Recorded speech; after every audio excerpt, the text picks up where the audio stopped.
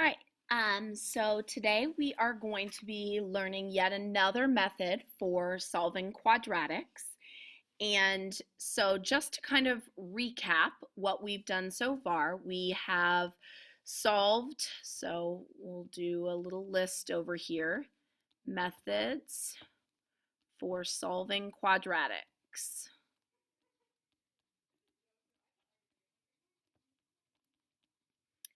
And so the first method that we learned was factoring, which isn't too difficult, but doesn't work for everything. Then we learned to solve using square roots, which was relatively simple, but the problem is they had to be in very specific forms to use it. Then in yesterday's lesson, we learned to solve by completing the square.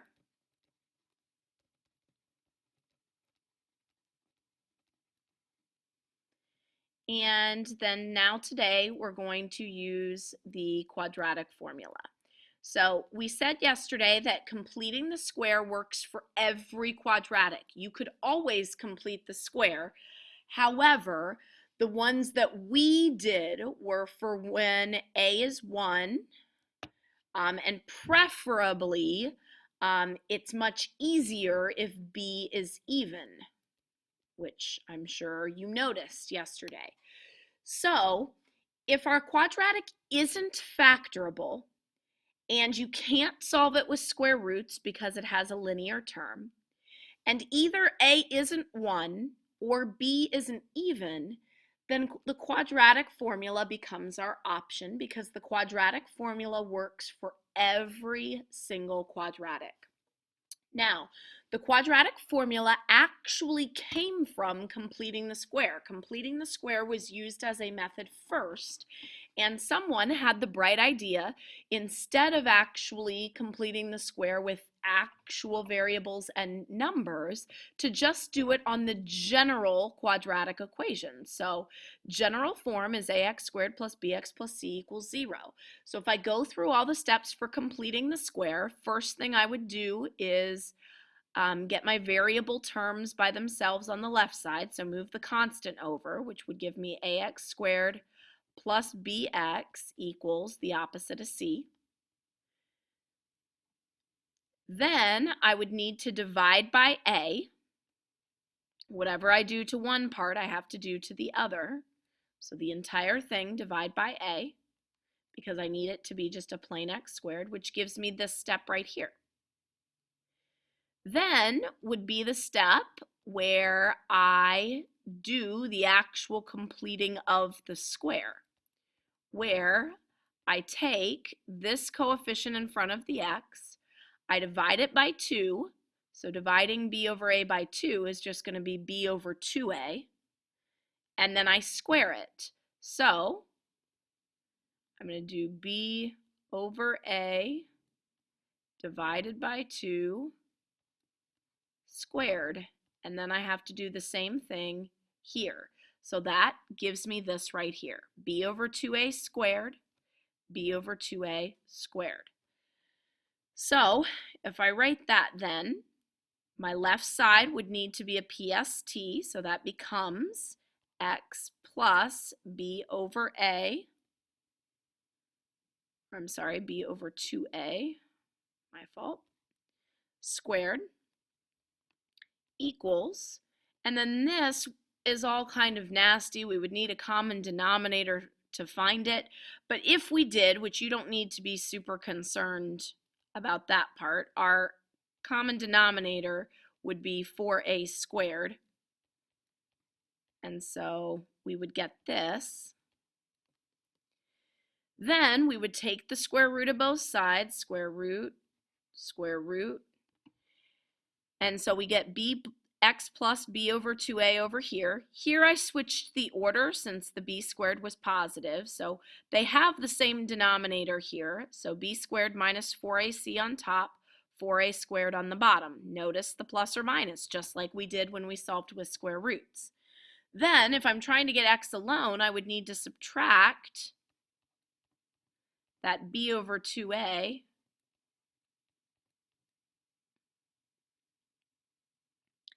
And this over here, if I simplify, I can't do anything with the top, but the bottom is actually a perfect square. The square root of 4 is 2, and the square root of a squared is a. And so now note that these also have the same denominator in 2a. And so I end up with this right here, which becomes known as the quadratic formula. So what we've just gone through here is not something that you need to be able to replicate. We just show this. This is called deriving a formula, which means understanding that these formulas are not just something completely abstract that someone, thought up in their dream one night, that this actually comes from somewhere mathematical, that it was manipulated to get this formula here. So our quadratic formula says when a is not equal to 0, because then it wouldn't be quadratic, the solutions of ax squared plus bx plus c equals 0 are. And this is how we read it. X equals the opposite of b plus or minus the square root of b squared minus 4ac, all divided by 2a. Now, I am not a good singer, so I'm prefacing that with this, but this is the one time that I will sing because there are multiple songs that people do to remember the quadratic formula. So the one that I know is to the tune of Pop Goes the Weasel. And so what we would say is, it goes kind of like this, and I apologize in advance for my singing, but it goes, the opposite of b plus or minus the square root of b squared minus 4ac all over 2a. So one more time. The opposite of b plus or minus the square root of b squared minus 4ac all over 2a. So I know it seems super silly, but you have to have the quadratic formula memorized. This is not something you are going to get given to you on the air test or most other types of tests. It is expected that you know the quadratic formula and that you never forget it. So hopefully my terrible singing will help you with that. If you want to find other renditions that may help you, I know that there are plenty on YouTube. But one thing I will say is that I always say the opposite of B. Some people on YouTube say negative B. The only problem with that is that if B is already negative, sometimes that makes people miss it if they sing it the other way. So just kind of be mindful of that. All right, so we are going to now use the quadratic formula to actually solve some equations. So it's got some steps here. Number 1, write the equation in standard form. So this means get it equal to 0. If it is not equal to 0, it is not in standard form. So do that. Step 2, identify A, B, and C. Write them out. You can tell I feel strongly about this. Write them out for sure. And then all you do is substitute them in, plug and chug, simplify using order of operations. Once we get down to the bottom here in this example, again, we're only going to use a calculator if it is a real life situation or if there are already decimals in the original problem. If there is neither of those situations, we have to simplify the radical. So we went through this process yesterday. So here they're using the biggest perfect square method. So they're saying 24 is 4 times 6, that 4 is the biggest perfect square that divides it. And so then the square root of 4 is 2, that comes out in front. And the 6 is left inside. 6 is 2 times 3. There are no other pairs in there, so that's it. All 3 of these regular terms are divisible by 2, so we need to reduce those and it becomes 3 plus or minus radical 6. So simplest radical form, unless there's already a decimal in the original problem or unless it is a real life situation. Okay, so we're just going to go through a couple of these. So example A, step 1, write it in standard form. So in this case, that means I'm going to need to move my 4x and move my 3.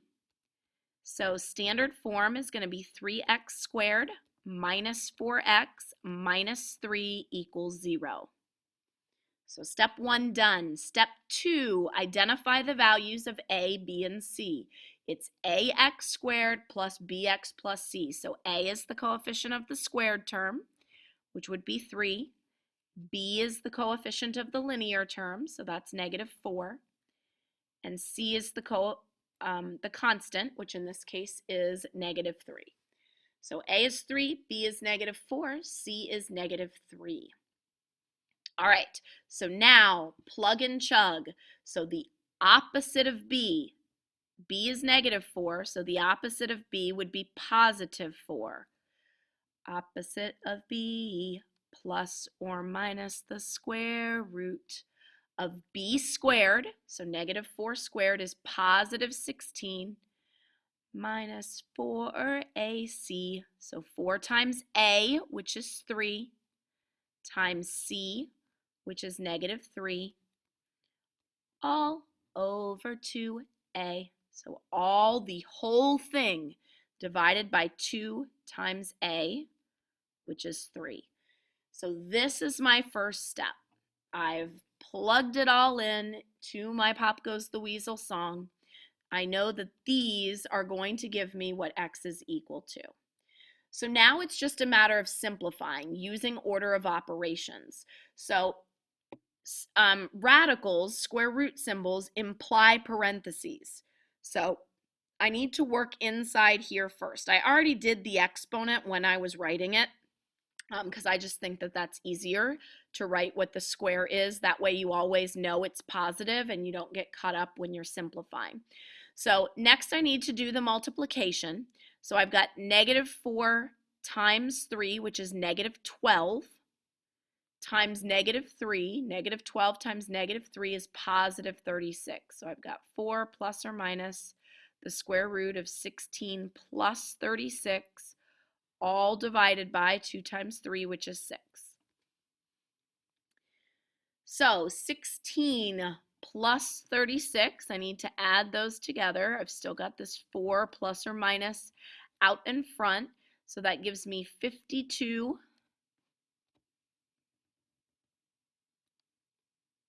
and 6 on the bottom.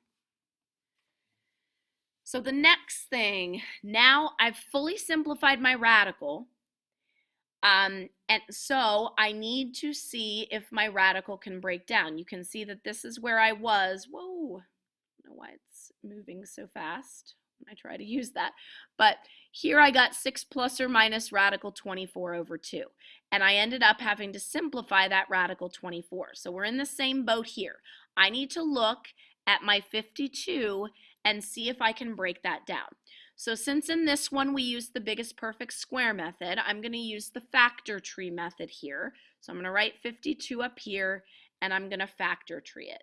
So I know that 52 has to be divisible by 2 because it's even. So I do 52 divided by 2 in my calculator if you don't know it off the top of your head, and that gives you 26. I know that 2 doesn't break down any further because remember we stop when we get to prime numbers and 2 is prime. 26 I know is divisible by 2 because it's even. It's 2 times 13. 2 is prime, 13 is prime. So that's the end of my factor tree. So now I look for pairs.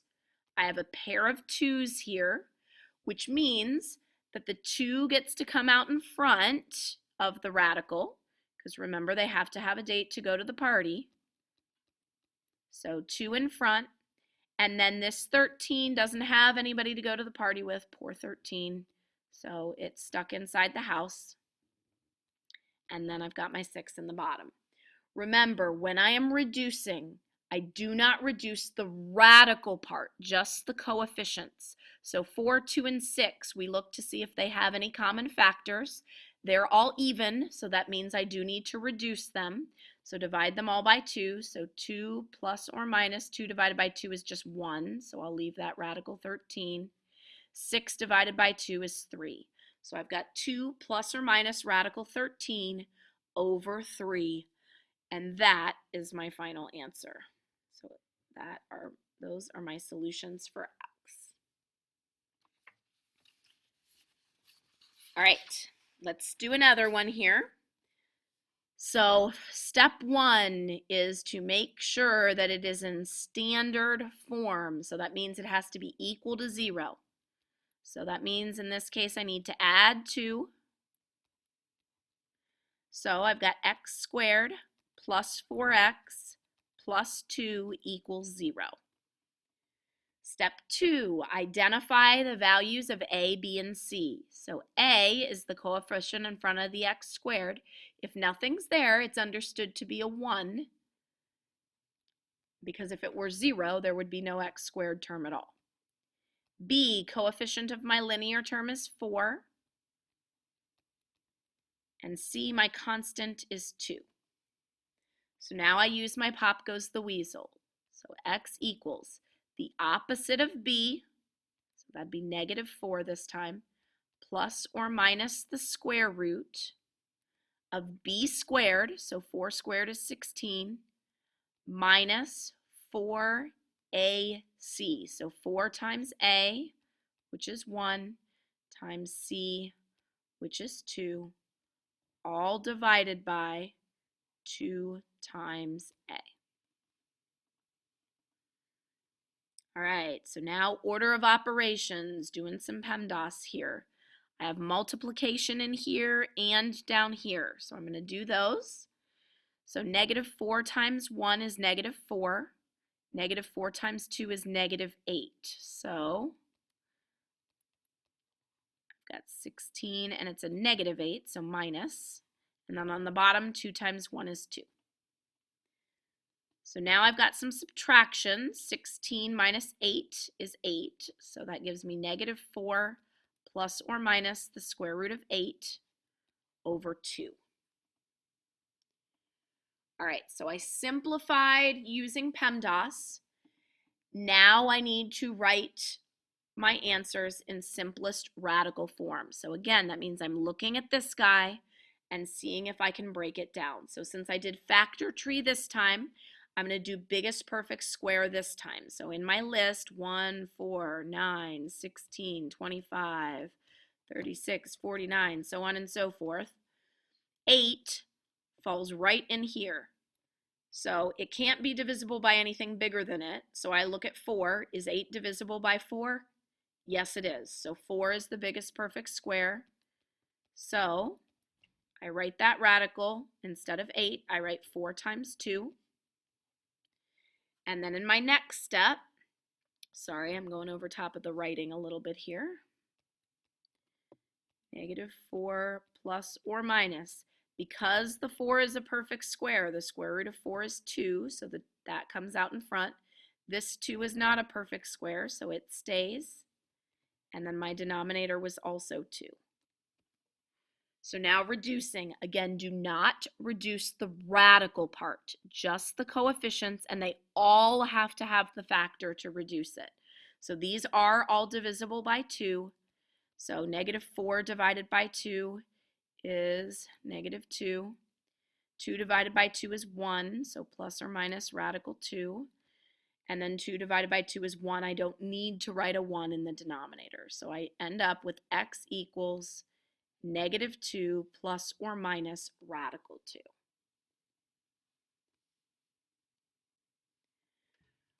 All right, that's really all that there is to it. I know there's a lot of steps in the simplifying, but a lot of partial credit points are given to you here. I know there's a lot of little places to make computational mistakes, but the key is to work the steps to completion. Don't stop in the middle, because if you keep going, you can get more points. But make sure you show this initial step, because this is what tells me, Do they know how to plug in the values to the formula, which is very, very important and does get a lot of partial credit. All right, so what you're going to do now are the check your understandings here, because we need to know where you are going wrong when you try to do it yourself. So pause the recording here in a second. I want you to do number 1 and number 2. Do both of them here in your margin. Pause it while you're working, and then unpause it so that you can see and check your solution. Again, it does no good to just watch me do it more without trying it yourself. You really need to do this on your own and then go back and fix, because that tells you, oh, I'm making a mistake because I'm forgetting to square the b, or because I'm forgetting to simplify my radical. So do it yourself, pause it now, and then unpause when you're done.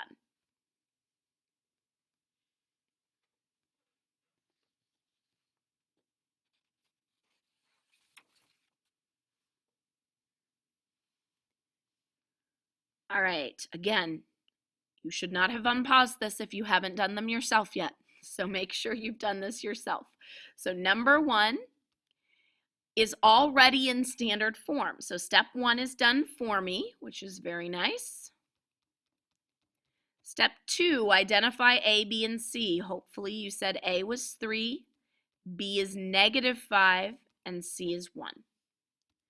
So now my plug and chug. The opposite of B would be 5. So 5 plus or minus the square root of B squared. -5 squared is 25, minus 4 times A, which is 3, times C, which is 1, all, the whole thing, divided by 2 times A, which is 3. So now I need to do the multiplications. So in here and then down here.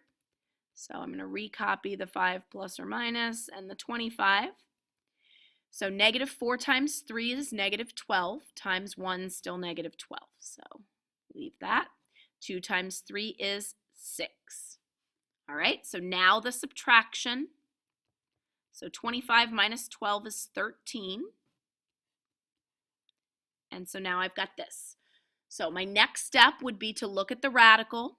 My radical here is 13. Now, hopefully that just pops out to you that 13 is prime. And so if it's prime, it is not going to simplify for sure. But even if you tried to factor tree it, you would quickly realize that it's not divisible by anything other than 1 in itself. So there's nobody that gets to go to the party. So this is actually our final answer. X equals 5 plus or minus radical 13, all divided by 6.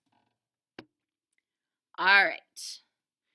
For some reason you didn't yet do number 2, again, make sure you pause and actually do the problem yourself first, and then come back to check it.